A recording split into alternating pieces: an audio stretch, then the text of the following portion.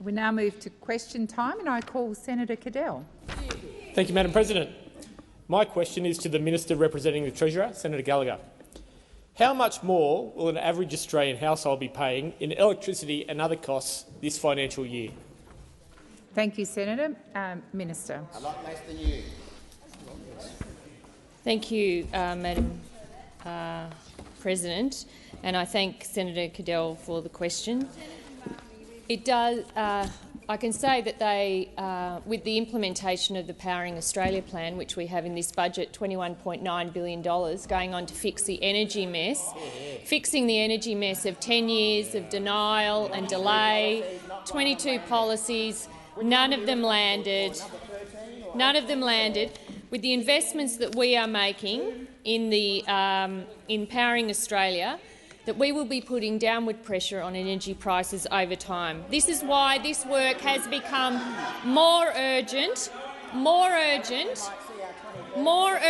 than ever. We need to put all of our effort into implementing these policies and making sure that we are fixing the grid, getting more renewable energies into the system so that we actually have a government that supports the energy transformation that is needed, that was denied the Australian people by the former government. And this challenge is the one that is perhaps most urgent in terms of our economy, in terms of cost of living pressures on households, on businesses. We understand that. Now, the budget has forecast increases in both gas and electricity, or expected increases in gas and electricity prices over the next year. Depending on which state or territory you are in, the impact of that will differ, but we do acknowledge that it is a significant impost on households and businesses.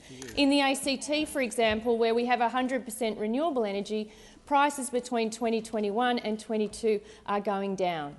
That is the reality, because renewable energy is the cheapest form of energy. We understand that, and that is exactly why we need to put more effort in cleaning up the energy mess that you guys left behind. Thank you, Minister. Your time has expired. Senator Cadell. Thank you, Madam President.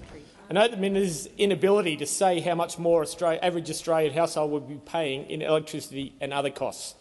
I refer the Minister to NAB's Consumer Sentiment Survey, which says that by Christmas, consumers expect an increase of 33% for grocery costs, an increase of 52% in fuel costs and an increase of 31% in utilities costs.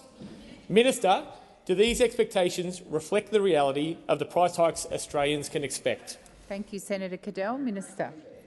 Well, I'm sure those opposite are reading and understanding the inflation challenge that is alive and well across the Australian economy. Yes, we have an inflation problem that we are not seeking to exacerbate with this budget. The Reserve Bank is increasing interest rates in order to put downward pressure or to reduce inflation and get it back to within normal range. The government took the very responsible decision in this budget to make decisions that did not make the work of the Reserve Bank any harder. That is, the easiest thing to do would to say that we could spend some of the upgrades that we got in terms of revenue. That would be the easiest thing to do. But what we did was bank 99% of that and put where we did provide additional spending and putting it into services that did not increase the inflation problem in this country. Thank you, Senator Gallagher. Senator Cadell, second supplementary. Thank you, Madam President. With Australian households already hurting under Labor and their promise to cut electricity prices by $275 already broken, will the minister guarantee that they will at least keep their promise to deliver all of the legislated income tax for Australians earning more than $45,000? Or will Australians face being slugged with higher taxes as well as higher costs under Labor? Thank you, Senator Cadell. Minister Gallagher. Well, the government keeps all of our promises. That is.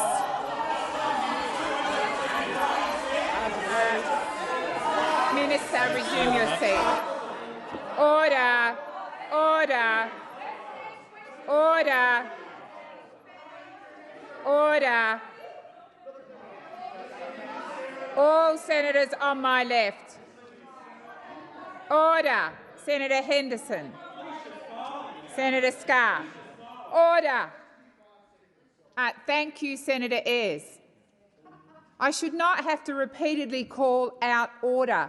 When you become that loud, the obvious response from the President is going to call you to order. And when I call you to order, I expect quiet. Minister, please continue.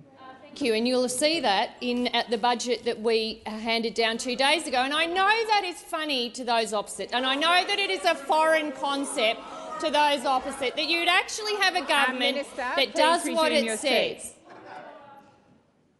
Senator McKenzie, you don't.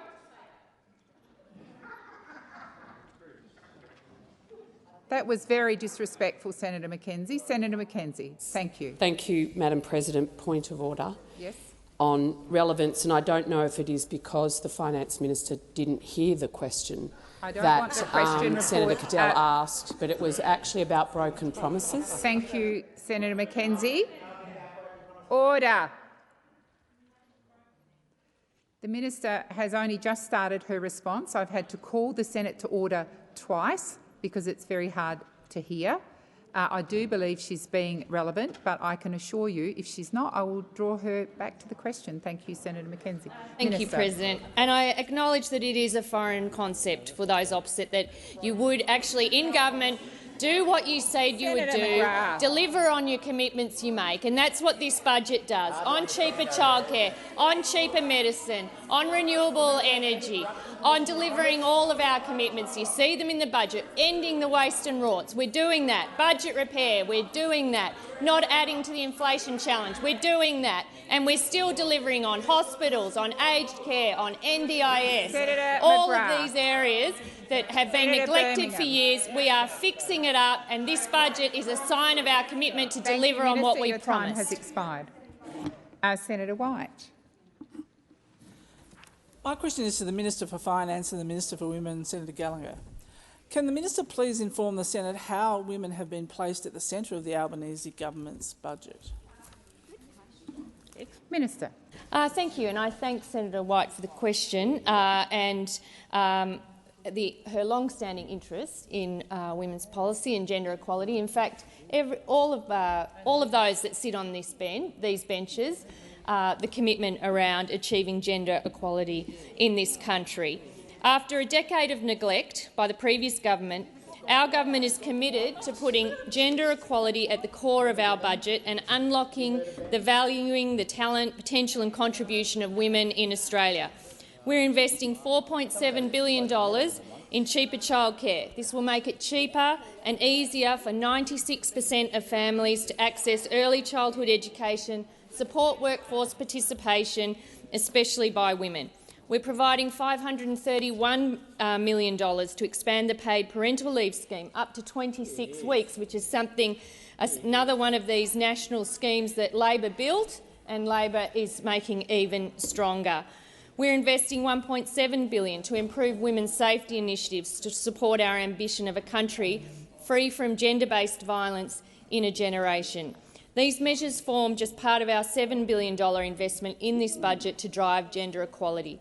These are our first steps, President. We will also deliver a national strategy to achieve gender equality within our first year of government to provide vision and direction about how we can achieve gender equality in Australia, and I look forward to working with all of my colleagues in doing that. We had a great event this morning, launching the Women's Budget Statement, which has, remember when that got cancelled by Minister Abbott, the Minister for Women? When that was cancelled, we put that back in place and we've made it a document of substance. And that is what we will continue to do, because this is a government that takes achieving gender equality seriously. Thank you, Minister. Senator White, first supplementary. Thank you for that fantastic answer, Minister. Can the Minister outline the government's commitment to reinstate gender-responsive budgeting? Minister. Thank you, and thank you, Senator White, for the question. Unlike the previous government, women are not an add-on in this budget. They are at its core. And decisions that the government makes, when we make them, are informed by gender analysis about how those decisions affect women. We're putting gender equality at the heart of decision-making by reintroducing gender-responsive budgeting, after it had previously been abolished by the coalition government, but it was something that we tried to keep up in opposition, and I pay credit to our colleagues, Tanya Plibersek, Sharon Claydon, the Status of Women Committee, who worked tirelessly in opposition with no resourcing and very little time to do the assessment that's now being led by the public service that we did in opposition. And it was important because it sent a message that we take gender-responsive budgeting seriously, and you see that reflected in the Women's Budget Statement that was released on Tuesday night. Thank you, Minister. Senator White, second supplementary. Can the minister explain why advancing gender equality is an economic and social imperative? Minister. Thank you, President. I thank Senator White for the question. Unfortunately, Australia currently ranks 43 out of 146 countries in the World Economic Forum Global Gender Gap Index. This is where we are today. Our gender pay gap stands at 14.1%. It's higher for First Nations women. It's not good enough, and we know that we cannot call ourselves a fair country while one half of the population is paid less, does more unpaid care and experiences much higher rates of domestic, family and sexual violence. Driving gender equality isn't just good for women, it's also good economic policy. This was a resounding message from our Jobs and Skills Summit, where one of the first outcomes of that meeting was that women's economic equality must be treated as a key economic imperative, that it was crucial to the future of our economic prosperity that we deal with that way. And we've listened to that, and that's why I'm proud of this budget, which places women at the centre. Your time has expired. Senator Askew. Thank you. My question is also to the Minister for Women and the Minister representing the Minister for Health, Senator Gallagher. I note you just boasted in previous question about your support for women, but during the election, Labor matched the Coalition's commitment to subsidise the cost of assisted reproductive technology services for aspiring parents diagnosed with cancer or at risk of passing on a genetic condition. Yet this commitment has been shelved in the budget to achieve a savings benefit. Has the Albanese government broken their promise to aspiring parents in need of IVF support?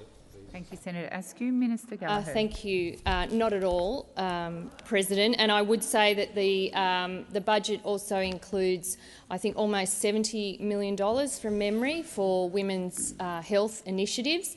The Assistant Minister, Minister Carney, is actually leading the work on a women's health strategy. She's been doing a lot of work and consulting with various stakeholder groups. But this budget is a proud budget in terms of the investments in health. Investments in health, in hospitals, in primary care, in Gallagher, Medicare. please resume your seat. Senator Ruston. Point of order, Madam President. I think you'll note that the question was specifically around a particular budget measure that is missing from the budget in relation to IVF for women and parents who have been diagnosed with cancer or genetic conditions. There has been no mention whatsoever of that measure. I don't need the commentary. I do believe the minister is being relevant. She has been talking about women's health, and if not, I will direct her to the question. Minister Gallagher. I think it was about our commitment, and I answered the question right at the front, and I said no, we have not. I didn't agree with the proposition that was being put by Senator Askew, and I was going on to explain the investments that we are making in women's health and the work that is being done to actually put together a strategy around it, because we take this seriously. We understand that women's reproductive health is key to women's health overall, and that has obviously flow-on impacts into our economy and our community. So that is the point I'm making. I'm also making the point that we have a very positive investment in health, in dealing with some of the challenges, again, surprise, surprise, that we were left by a former government that had spent 9 years trying to dismantle Medicare and not invest in health measures. Resume your seat. You have a senator on her feet. Order.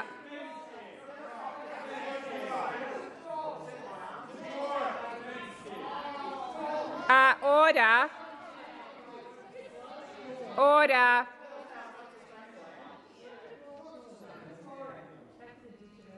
I've called the opposition to account 3 times. I called order. You had one of your senators' front benches on her feet.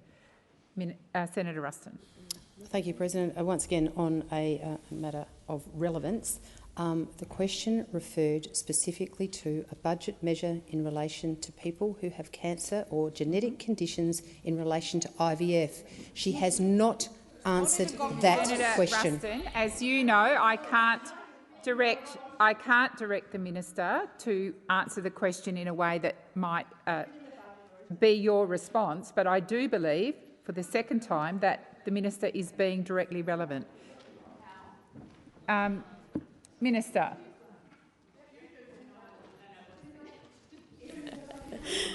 Minister I've answered. Well, are you having another question? Are you having another question? Because that wasn't the question.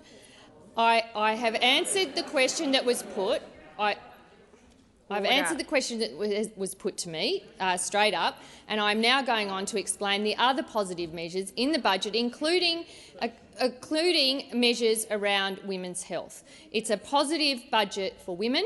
It's a positive budget for health. It's dealing with a decade of delay and. Minister, please resume your seat. Senator Ruston.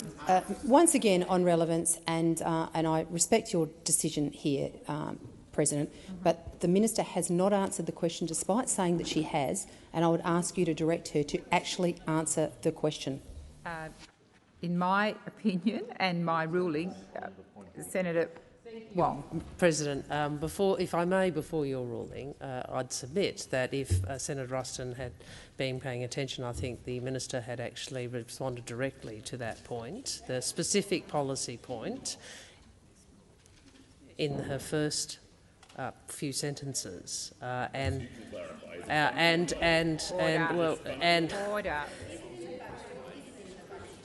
Order.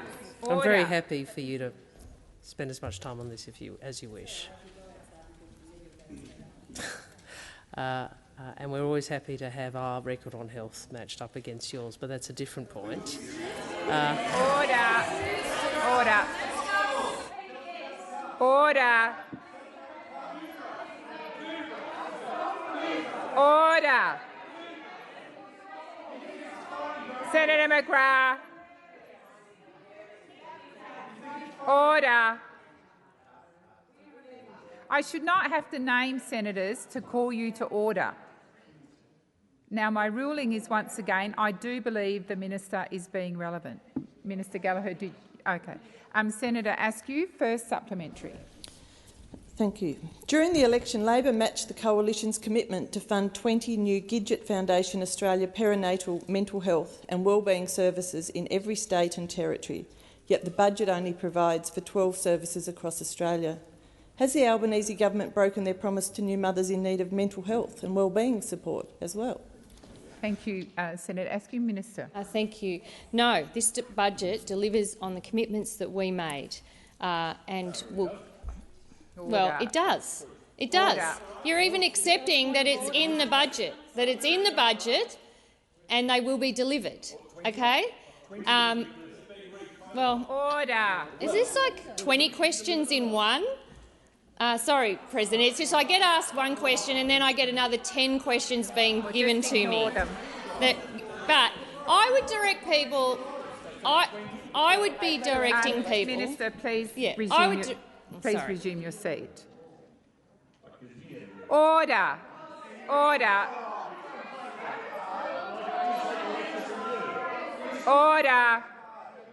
Senator McGrath. Order. Order. I'm waiting for quiet. Senator Askew has asked a first supplementary, which the minister is endeavouring to answer. You may not like her answer, but at this point she is still being relevant, and it is not helpful for you, any of you, to be parroting across the chamber other numbers. If you have a question, speak to your side about getting on the list, but I'm requiring the minister to answer the question that's before her, and that is the answer. That's the question from Senator Askew. Please, Minister, continue. Thank you. And thank you, President, for your protection there. The government will be delivering. Oh, can I please answer it? The government will be delivering on our health commitments that we made in the election campaign. And if you look at budget paper 2, which goes through the measures, you will see page after page of investment in health, particularly in areas. Thank you, Minister. Your time has expired. Right. Senator Askew, second supplementary. So the Albanese government has shelved or cut 2 of your key women's health commitments from the election. Will you apologise to new mothers and aspiring parents in need of support for prioritising other spending areas over your commitments to them? Senator Wong. Senator Wong. Senator McGrath. Order. Order. Order. Order.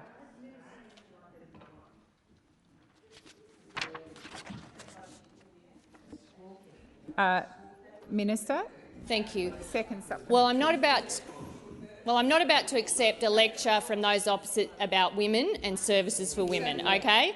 And if you look in this budget, it is a good budget for women. If you read budget paper 143, you will see budget paper 2, page 143, you will see that we have delivered on the commitments we've made, and indeed, surprise, surprise, we're going to also do some work on evaluation of initiatives to make sure that they are delivering the support to the communities that those programs are intended. And that is good, responsible budgeting. That is exactly the approach that I will take as Finance Minister. We deliver on things. We also evaluate to make sure that they are delivering the support and the programs that are intended by those measures. Thank you, Minister. Senator Allman-Payne. Thank you, President. My question is to the Minister representing the Minister for Education, Senator Watt. Private schools funding across the forward estimates will now be $1.7 billion more than the amount the previous government committed in their final budget. Does the Minister believe that throwing even more money at private schools at a time when public education is in dire need of support is a fair thing to do? Thank you, Senator Allman-Payne. Senator Watt. Thank you, President, and thank you, Senator Allman-Payne. I speak to you as a proud product of the state education system in Queensland, as is my wife, as are both of our children. But as I have often said in the past, I equally respect the right of families to choose the schooling environment that is appropriate for their families.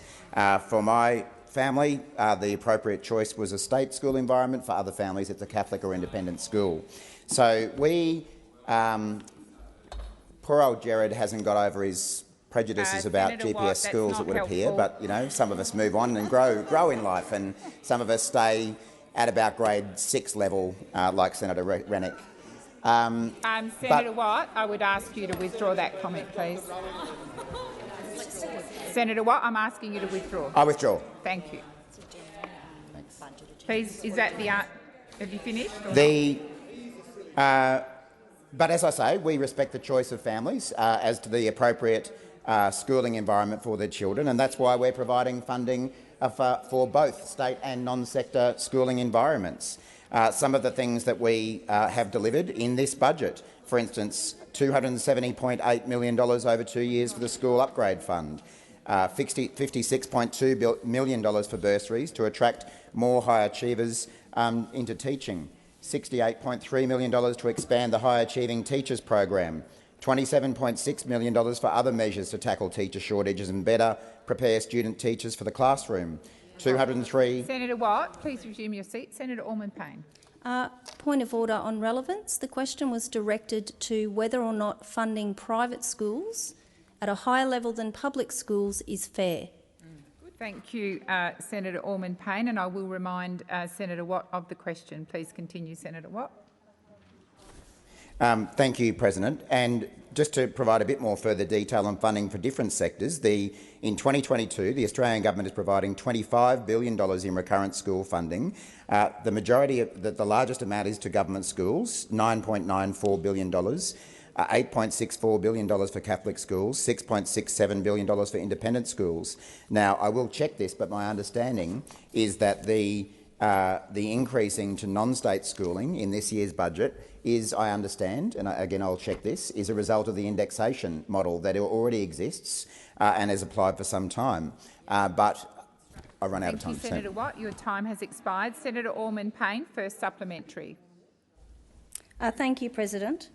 As a proportion of total funding, private school funding is growing, according to the budget, and funding for public schools is shrinking.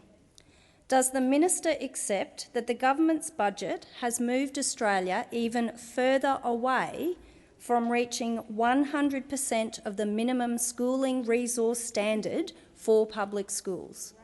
Thank you, Senator Allman-Payne. Minister Watt.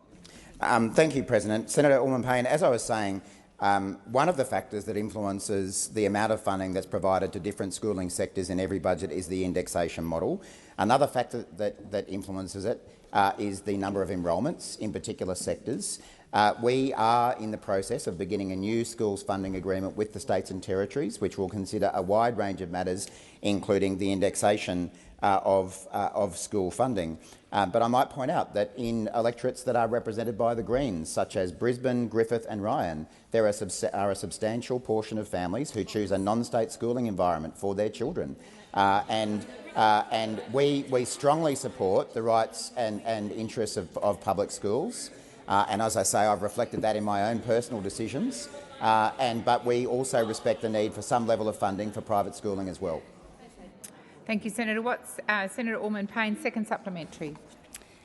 Thank you, President. Is the minister aware that the King's School, a private school in New South Wales, plan to use funds to build their head teacher a private plunge pool?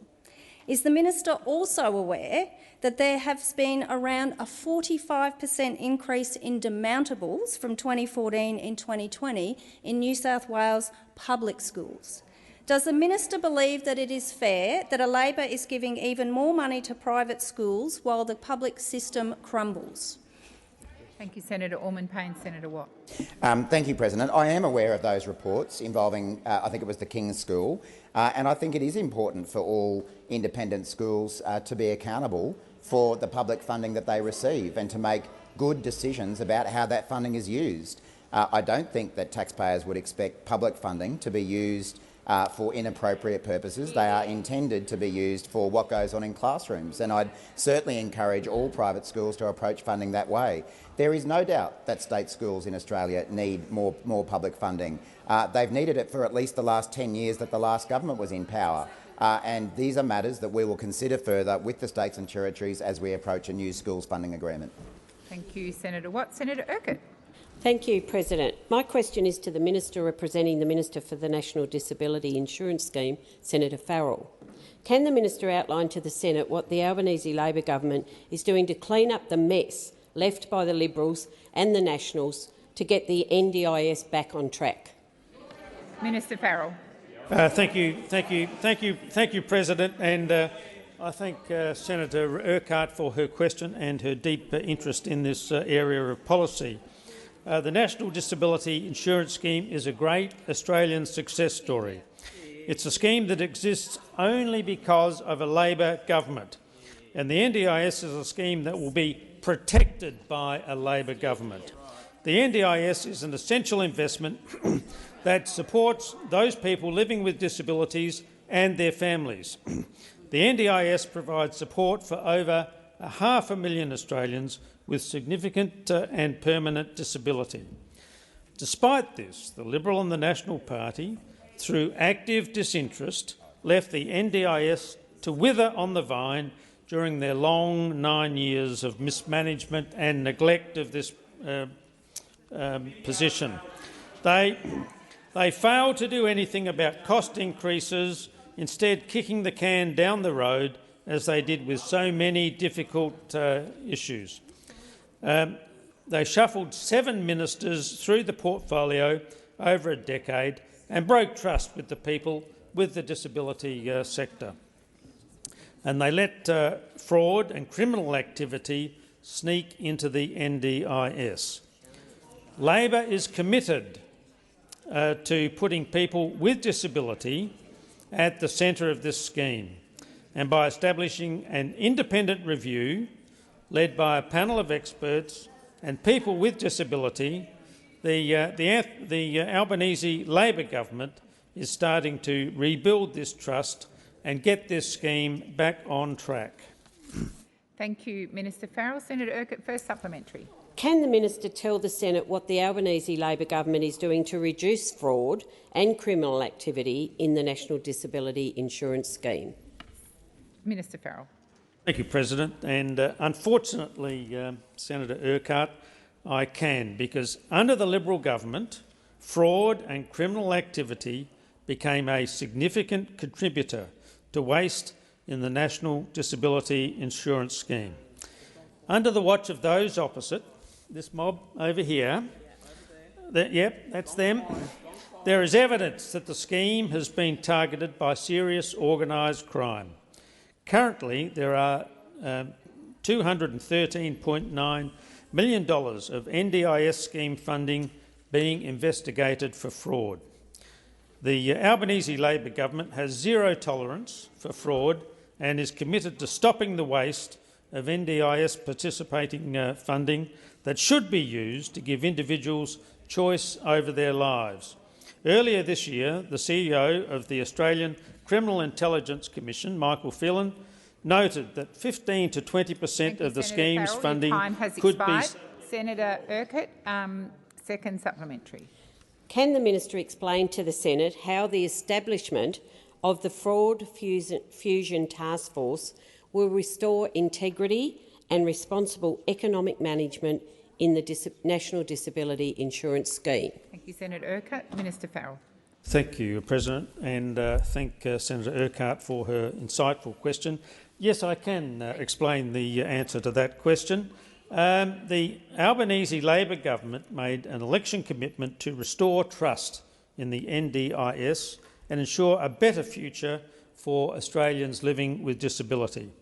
The establishment of a Fraud Fusion Task Force complements this commitment by strengthening fraud detection and better safeguarding the National Disability Insurance Scheme from serious organised crime and other fraud. The Fraud Fusion Task Force will better enable intelligence sharing, identification and response by the NDIS, the National Disability Insurance Scheme Quality and Safeguards Commission, Services Australia, other departments, law enforcement agencies and regulators. The Australian government will continue to investigate and prosecute to the full extent of the laws those found to be committing fraud. Now expired. Senator Tyrrell. Thank you, President. My question is for the Minister representing the Minister for Health and Aged Care, Minister Gallagher. Didn't see you. Minister, the budget reinstated Medicare item 288. We wanted item 288 reinstated, but Tuesday's budget measure doesn't go far enough. It only applies to video conferencing. What are you doing to support people who don't have access to video conferencing and can't attend an in-person appointment? Thank you, Senator Tyrrell. Minister Gallagher. Thank you, President, and I thank Senator Tyrrell for the question and for a heads up on the question so that I could get some advice from the Minister's office. I understand that the Minister for Health, Minister Butler, has been engaging with the Jackie Lambie Network on this matter and will continue to do so. And on the 6th of October, the Department of Health and members of the Minister's office met with the Jackie Lambie Network. I'm not sure if it was your office, Senator Tyrrell, or Senator Lambie's, to have a discussion on these matters, and that will continue.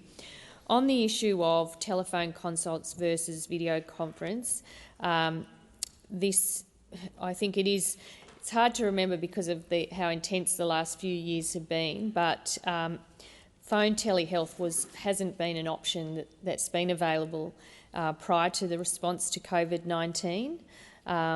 And so I think in my discussions with doctors, and I think this probably reflects the Minister's position too, that there is an accepted view that across the health workforce that face-to-face and video services better support patient care and patient outcomes and should be the preferred form of consultation with patients, particularly when there's items for more complex care arrangements, and this is the case particularly in long-form consultations over 45 minutes. The government is committed to the evidence-based care and telepsychiatry services. Consultations that are longer than 45 minutes should either be face-to-face or delivered via video conferences, but I accept the point about people finding it difficult to, at times, get in front of video conferencing and can find it hard to access services, and I'm sure the Minister's office will continue to talk about those, particularly in your local area. Thank you, Minister. Senator Tyrrell, first supplementary. Thank you. We all know elderly people find it hard to use Zoom. Well, not all of them, but some. People in regional areas don't have good internet. Why is the government insisting on video conferencing? Surely if it's a choice between the phone or nothing, you'd rather have people on the phone. Thank you, Senator Tyrrell. Minister Gallagher. Thank you. And I certainly accept that in areas across the regions, and particularly where there's workforce shortages as well, which affects regional communities, that accessing healthcare services can be difficult. There is a very strong regional communications package in this budget, which goes to strengthening regional communities' access to internet and at good speed, so that is part of it. But again, I think the clinical preference is to have face-to-face, in-person or video presence for consultations, particularly for complex care, of which elderly, often geriatric or elderly care falls under that criteria. If there are other circumstances, if there are other options available, I'm sure the Minister will engage with you, recognising there are some particular challenges in Tasmania about accessing primary health care, essentially. We've got urgent care clinics. Thank you, Minister. Your time has expired. Senator Tyrrell, second supplementary. Sadly, she actually answered my third question in the second question, so I might just skip out of the third, and I know that's rare. Thank you. Thank you, Senator Tyrrell. Senator Colbeck. Thank you, President. My question is to the Minister representing the Prime Minister, Senator Wong, relating to consistency in funding allocations. I refer the Minister to the comments made by the Prime Minister in his budget reply speech last year that all projects must really stack up against the Infrastructure Australia model. When the Tasmanian Government requested support for an infrastructure project in Hobart, namely an AFL stadium, Mr Albanese said he wouldn't consider funding until he had received a business plan. Minister, if Tasmania can't get funded for a project without providing a business plan, why does the budget allocate $2.2 billion for a Labor pet project in Victoria that also doesn't have a business plan and which the Victorian Auditor-General identifies as failing to demonstrate an economic rationale? Wow. Thank you, Senator Colbeck. Minister Wong.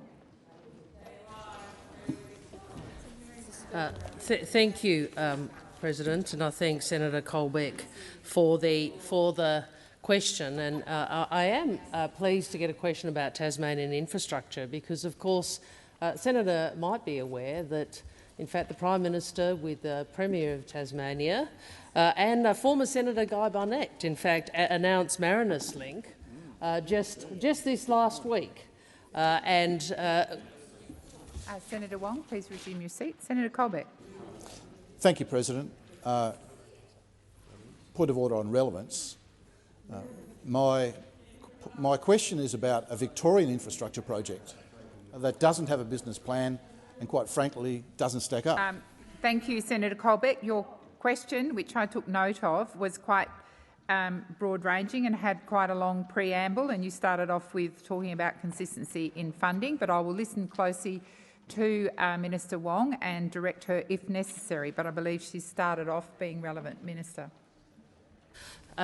Well, thank you, President. I would make the point to the Senator, who seems to be implying in this question that some issue with funding Tasmanian infrastructure, and I'd make the point that there are quite a deal of infrastructure commitments that Tasmania is receiving under this government. And of course that Marinus Link, which has been something Tasmania has been seeking for years, is being delivered by partnership between the Albanese Labor government and the Liberal government in Tasmania, something the Senator Colbeck and in government could never deliver.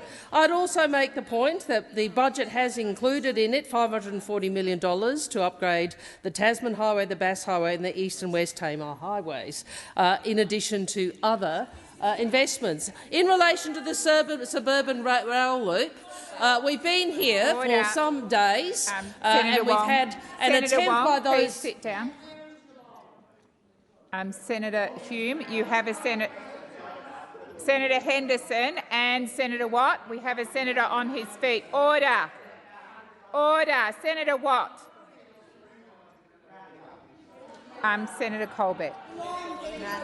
Just a moment. Senator Henderson, I've called you to order twice. You have a senator of your own side on his feet. Senator Colbeck. Thank you, President.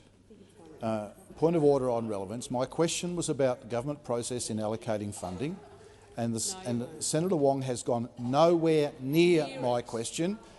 In fact, I wasn't even complaining about funding of a project in Tasmania. I was talking about a project funded in Victoria. Thank you, Senator Colbeck. As I said in your first point of order, that your question had quite a long preamble on a number of issues, and I'm listening to Senator Wong, and I do believe she's being relevant to your question. Senator Wong. Thank you. Well, I'm very happy for Senator Colbeck to go back to Tasmania and explain to his constituents that he's actually asking about Victorian projects, not Tasmanians, and he didn't want to hear about Tasmanian projects. But that's a matter for him. I'm sure my Tasmanian Senate colleagues will have something to say about that. But as I was saying, in relation to the suburban rail loop, we are honouring our election commitment to provide $2.2 billion towards early works for the suburban rail loop east. The detailed business and investment case for suburban rail loop released by Victoria last year demonstrated a benefit-cost ratio of up to 1.7. So that's $1.70 for every dollar invested. Thank you, Minister Wong. Your time has expired. Senator Colbeck, our first supplementary.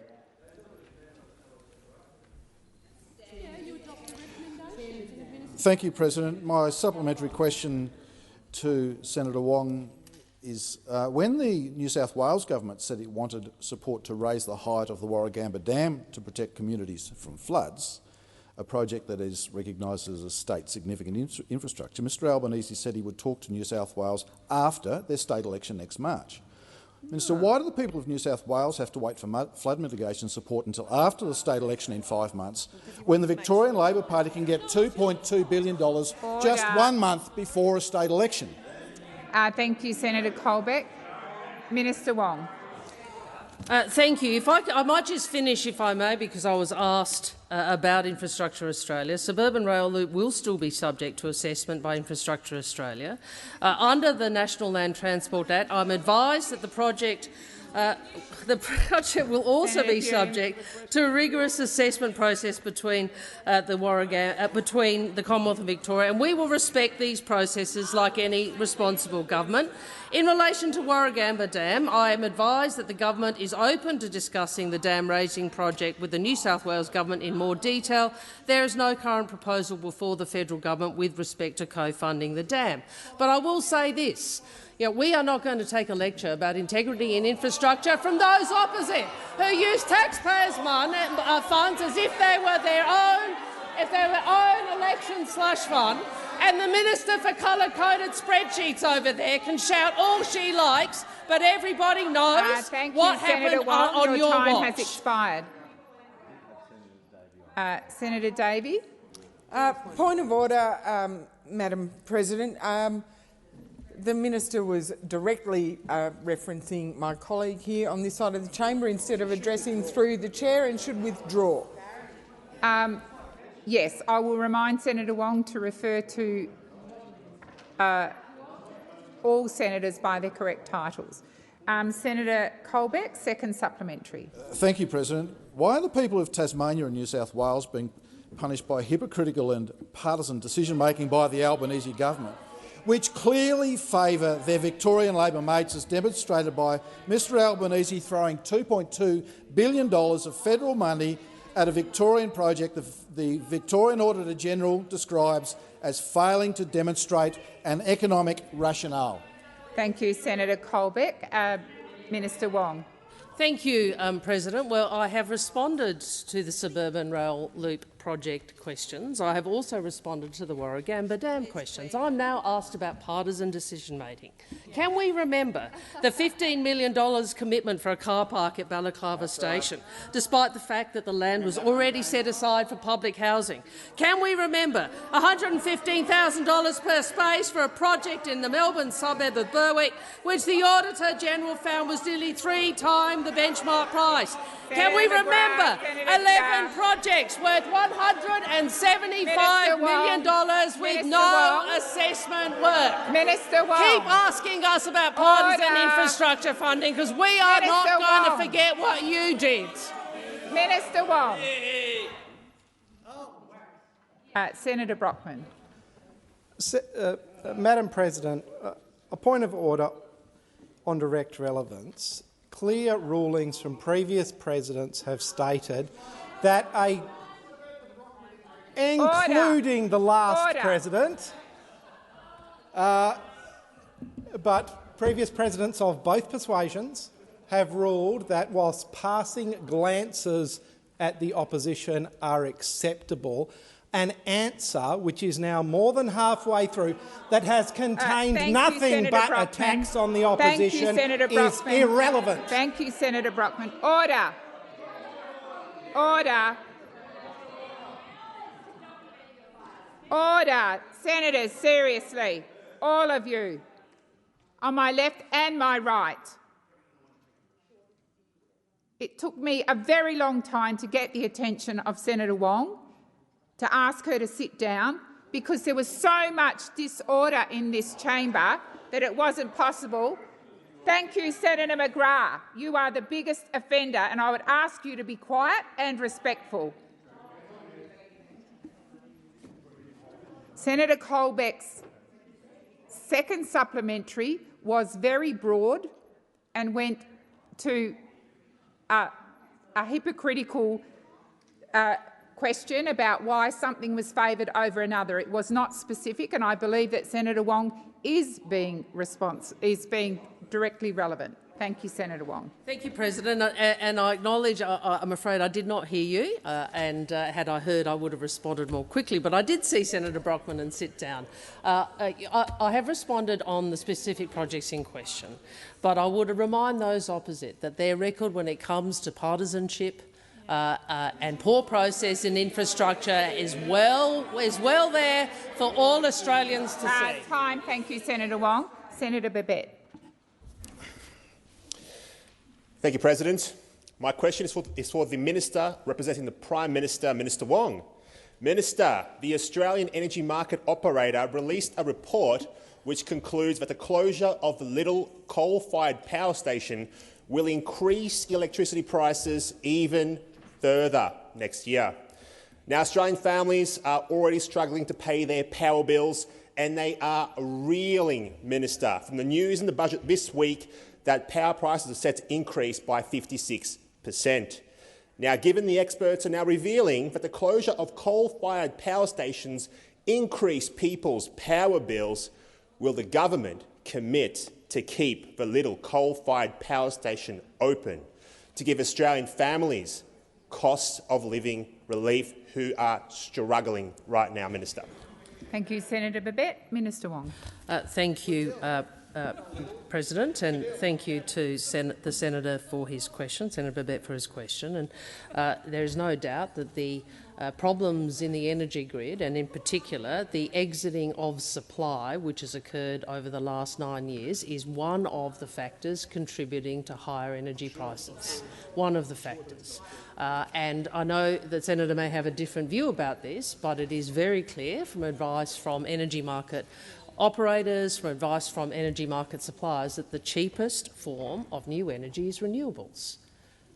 Now, I know those opposite in particular have such difficulty with that, and their difficulty with it has contributed to the mess and chaos that we see in energy markets in this country to date. And I know that the senator is concerned, as we all are, by rising energy prices and the impact that has on family budgets. Senator Rennick. I'll take the interjection from the senator opposite, Senator Rennick, who just asserted renewables are more expensive, Senator and that falsehood.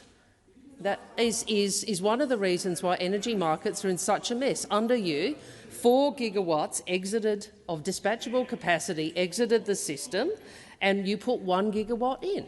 Now, though anybody who understands basic supply and demand knows that if you reduce supply, there's going to be an effect on prices. So that is the case.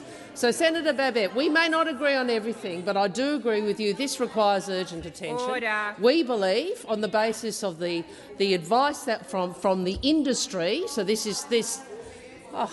Please resume your seat, Senator Wong. This question is from Senator Babet. He is one of our crossbenchers. He gets very little opportunity to ask questions because it's on a shared basis, and I would ask all senators to give him the respect that he deserves, that his answer be heard in silence. Thank you, Senator Wong. Thank you. Now, Senator Babet, I know that one of the things people seek is a solution which may involve taxpayers putting in subsidies to keep open facilities which are not commercial. What is really required is a transformation of our electricity sector so we get more supply, put more supply into the system and transform the grid. Senator Babet, first supplementary. Thank you, President. Minister, the Prime Minister, when asked about surging power bills this week, said that we're in this position because of the external factors like the war in Ukraine. How is it that a generation, Minister, after the Soviet Union was defeated, we are now so dependent on Russia or anyone else for our energy needs? Minister Wong. Look, I think there are a number of factors which are affecting energy prices. Who did that? The point about Order. Order on both sides. Order. I remind all senators once again, this is a question from Senator Babet, and I would ask you to allow him to hear the answer. Minister Wong. Thank you, President. Senator Babet, I think the effect of the illegal and immoral war in Ukraine is not so much an effect on Australia alone, but an effect on global energy markets. And what is occurring is we have a number of factors which are affecting our energy market and global energy markets and, of course, contributing to inflation. In relation to Senator our Rennick. energy markets, we have, as I said, first— Senator Rennick, I've called you to order on a number of times. I shouldn't have to keep doing that. Senator Rennick, it's not your opportunity to answer back. I've called you to order. I expect order. Senator Wong. Thank you. So the war in Ukraine is affecting global energy markets. That is driving inflation, and it is also increasing energy costs. And if you speak— oh my God. Your time has expired, Senator Wong. Senator Babet, second supplementary. Senator McKenzie. Order. Order. I have Senator Babet on his feet waiting to ask his second supplementary. Senator Thank you, Babet. President. This week, the Green German government has pulled down wind turbines to expand a coal mine. Across Europe, coal-fired power stations are being reopened, and there are 300 new coal-fired power stations being built around the world right now. Why don't we join the rest of the world and build new coal-fired power stations so that Australian families, businesses, manufacturers can have cheap power bills once again, and we can save our standard of living? Thank you, Senator Babet. Minister Wong. Thank you, President. Well, we share your desire that we had to reduce energy prices. What I would say to you in relation to coal-fired power here in Australia is the market has not funded investment in new coal-fired power. The market has made a decision. So, look, I know that Senator Canavan wants taxpayers to fund it, but the market has chosen not to invest in more coal-fired power generation because the market has made an assessment that renewables are cheaper. In relation to Germany, I am well aware of what is occurring in Germany. It has been a part of our discussion both between the Foreign Minister and I, but also at the Foreign Ministers' meeting at the G20. Europe is doing the right thing, seeking to reduce reliance on Russian energy, and we support that. We support that because President Putin is looking to weaponise energy supply. So it is the right thing to do for the European Union, and in particular Germany, to look to make themselves more resilient in the face of that weaponisation. Your time has expired. Senator Ciccone. Senator Ciccone. Order. No. Senator Ayres. Order on both sides. Senator Ciccone. Senator Wong. Senator Rennick. Order. Senator Wong. Senator Ciccone. Senator Gallagher. Order. Senator Gallagher. I'm waiting to call Senator Ciccone. Senator Ciccone. Question. Thank you very much, President. I appreciate that. It's a bit of a rowdy day today. My question, President, is to the Minister for Foreign Affairs, Senator Penny Wong. Minister, how is the Albanese Labor government making Australia a stronger and much more influential partner in a very contested world, particularly what has arisen out of our commitments in the October budget earlier this week? Could you also please also inform the Senate how the Australian government is building a stronger Pacific family? Senator Wong. Good. Thank you. I thank Senator Ciccone for his question, and I thank him also for, as chair of the Foreign Affairs, Defence and Trade Committee, I know he is particularly interested in these matters, which go to ensuring Australia is safer and more secure in our region and in the world. So what I would say is you will see in this budget the government's commitment to renewing our closest relationships and the government's commitment to advancing Australia's interests and Australia's values.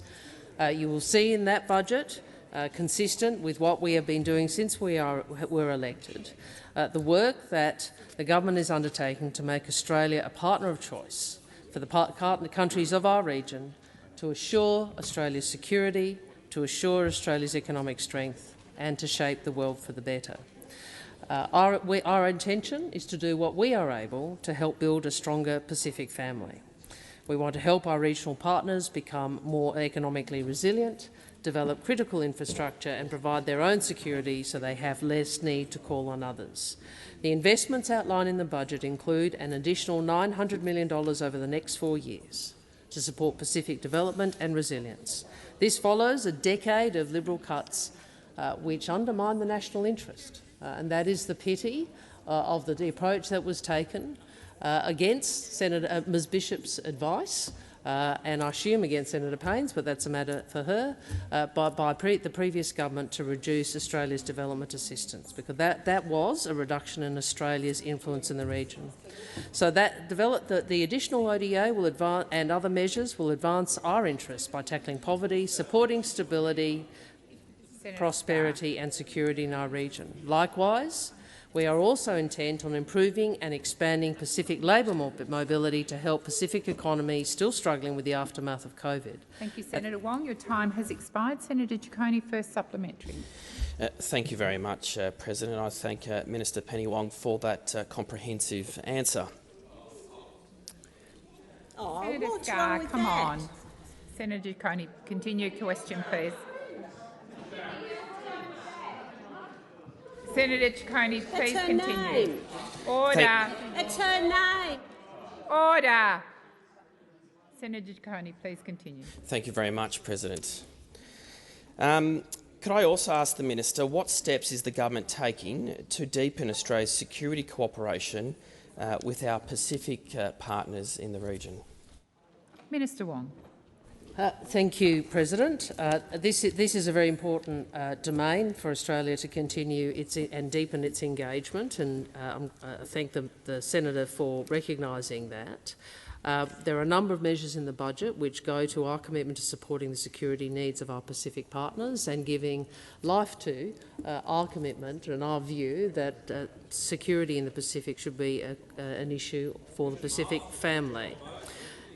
This includes the continuing AFP deployment in Solomon Islands in 2023, delivering, and I would have thought some of this might have bipartisan support, really.